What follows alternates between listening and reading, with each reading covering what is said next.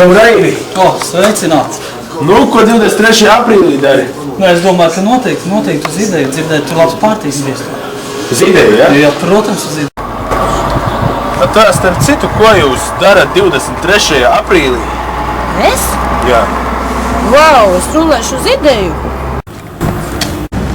O, sveiki, draudziņ! Ko 23. aprīlī darīsi? Kāda tev daļa? Так uz ideju iešu, veci.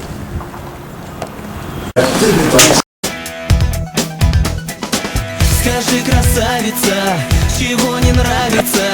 Пойми, ведь я всего лишь навсего хочу тебе понравиться.